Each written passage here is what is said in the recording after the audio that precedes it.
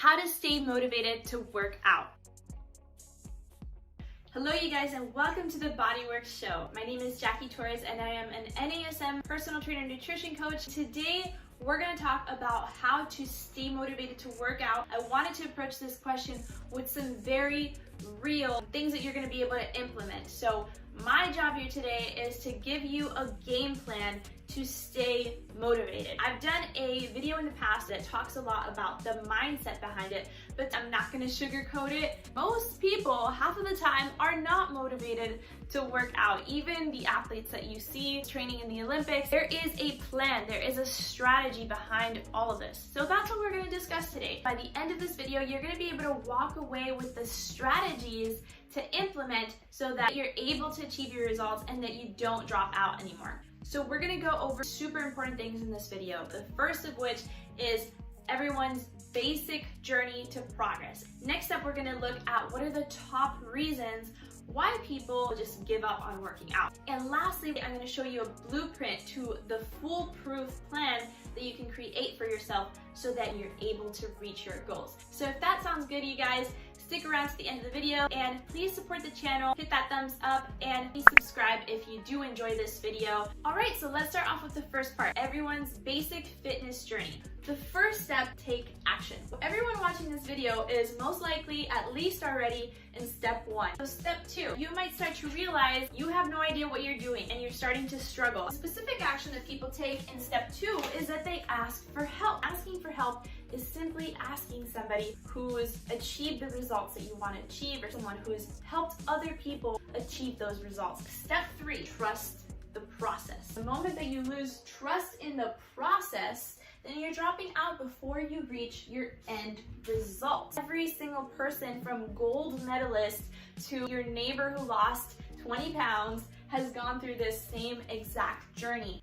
All right, so next up, I want to share with you guys top reasons why people give up on their fitness journey. And I specifically asked a lot of my female clients what were the top reasons why they had given up on working out in the past. And the number one reason is because they were taking too long to see results.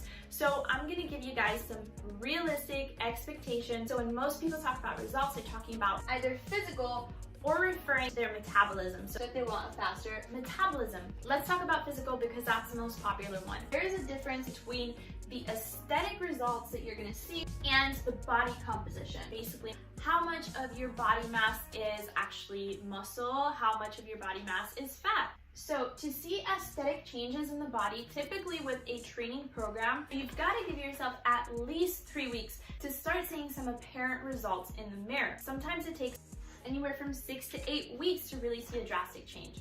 But when you're talking about body composition, significant changes in body composition take anywhere from 2 to 3 months minimum. But that does take patience and dedication. Even just for metabolism, it takes anywhere from 1 to 3 months to start seeing a change in your metabolic rate, or basically how fast your metabolism works. Now that I've set those expectations, let's talk about the other 4 reasons why people give up on working out. These are the top 5 reasons for quitting according to you guys. The reason I've listed the rest of these out is because we are now going to create a game plan blueprint so that you could have a foolproof plan that you're gonna be motivated to actually finish and get your results. Like I said before, you guys, no one is motivated 100% of the time.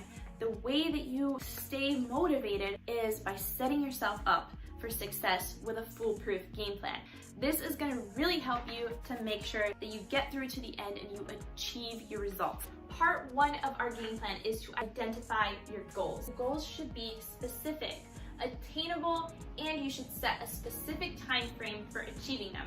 A bad example would be, I want to look like JLo or this personality on Instagram. That is a bad example because it's just not attainable. You don't have the other person's DNA. That person might have been blessed with something naturally, or they might have had some sort of plastic surgery to accomplish their goals. And there are plenty of plastic surgery channels on YouTube. This definitely isn't one of them. So a good example of a goal would be something more like, I want to fit into my size medium dress in 2 months. That is specific. You actually have the weight waist size of the dress that you want to fit into. You actually have a time frame as well as to when you want to fit into the dress. Guys, this is really, really pivotal, because if you don't have a goal from start to finish that you can measure, then it's gonna feel like you haven't made any progress. And that is the one thing that you definitely need to stay motivated, is to be able to track your progress. Next up for our game plan, we are going to evaluate. And these are the things that we're gonna look at.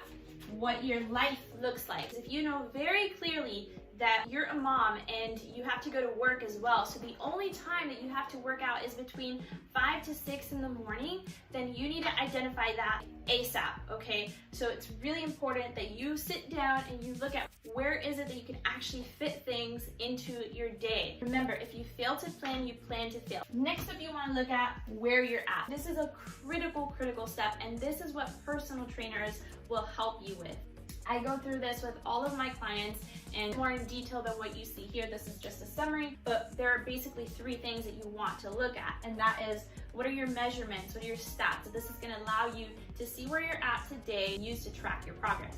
Next up is identifying your strengths and weaknesses. You might not even be aware of it, but you might have some muscular weaknesses. For example, maybe you're sedentary for most of the day and you've developed very tight hips. So when you start to do something like squatting or running, you feel pain and it really sucks. You don't know how to fix it. It's really important to be able to identify those things before you get started. It's also good to know your strengths. Maybe you've trained for a marathon in the past, so you're absolutely excellent at cardio, which brings me to capacity. This is gonna be the key thing that's gonna determine what type of intensity workouts you should be doing. You need a program that's gonna be able to work in the right heart rate zone to get you the results that you wanna achieve.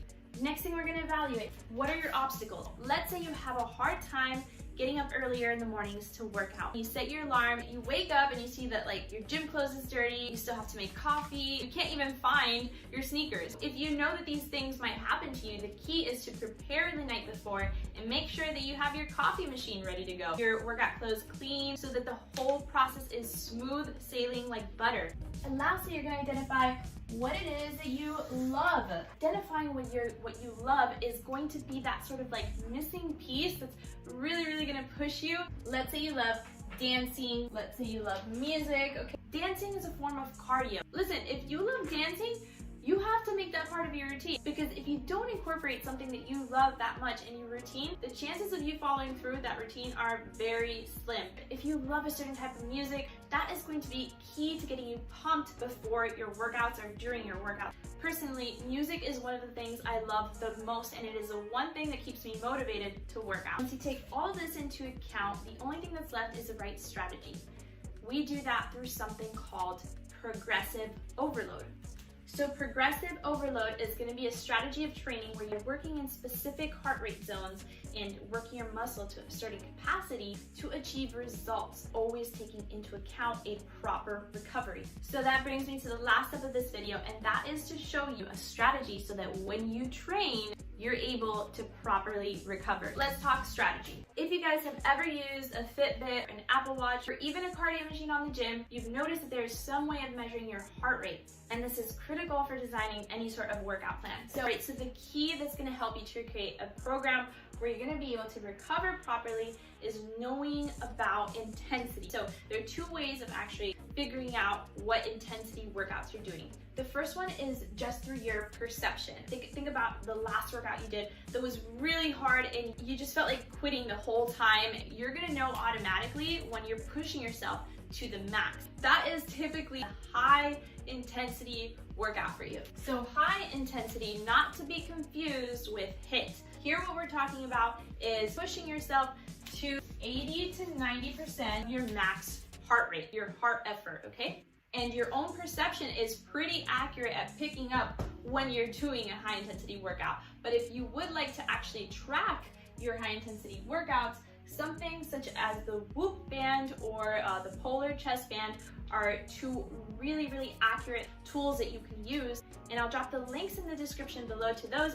I've actually recently purchased the Whoop band and I think it's amazing. Just comparing it to my Apple Watch, it tracks my workouts a lot more effectively, tells me exactly how much time I've been spending in these heart rate zones. My favorite thing about it is probably all of the information I get as to how good my recovery is. So high intensity, might not be something that you even need in your workout program. And if you are going to be doing it, you need to keep it at 1 to 2 sessions max per week. Okay, whatever your own high intensity is, you should not be doing more than 1 to 2 of those sessions per week. Even if you're an athlete, the reason is because your heart needs to recover.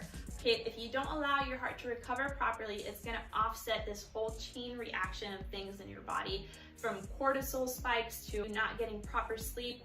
Your body's not going to be able to recover well enough so that you can actually progress. That's when injuries happen. That's when people start to burn out. You also want to make sure that you have at least 1 to 2 rest or recovery sessions, and everything else in between is going to be moderate intensity workouts. That is going to be anywhere from 50 to 70% of your max heart rate. Keep in mind that the only thing that certain people are going to need to achieve their goals is going to be moderate intensity. All right, so let's look at a couple of different ways that might look like for you. Let's say that your goal is simply to lose weight and get toned, and you really want to just focus on low intensity. Keeping in mind that you always want to be doing at least 3 resistance workouts per week, this is most likely what that would look like for you. Let's say on Monday you start with a moderate resistance workout, and that could be full body. And Tuesday, do another full body, moderate intense. On Wednesday, you can take a break and do some low intensity yoga, for example. And Thursday, you might want to get back on track with a moderate and get back to low intensity and another low intensity on Saturday, and just allow yourself a rest day on Sunday. Let's say that your goals are really more about changing your body composition and you're dedicated to about 4 to 5 resistance workouts per week. You might not be super motivated on Monday, so you can start off with a moderate intensity workout. Let's say that Tuesday, you've got loads of energy, so you're gonna go for a high intensity. So what you never wanna do is put 2 high intensities back to back. You always need to give your heart time to recover in between, at least 48 hours. So after a high intensity workout in the middle of the week, most clients are gonna wanna opt for a low intensity workout the day after. That just depends on how you're feeling. So you could actually do a moderate intensity there. Then you can move on to a moderate intensity on Thursday, and Friday again, giving yourself a low intensity on Saturday. And what if you're trying to train for something like a marathon where you really have to push yourself, and you might want to even try and squeeze in 2 high intensities per week. First high intensity workout on Monday. The following day, you might decide to go for a moderate, and Wednesday you might want to take a break and go for low intensity recovery. Thursday you could go back to moderate, and Friday as well. And then on Saturday you want to take advantage of your morning, so you decide to do another high intensity and take a rest on Sunday.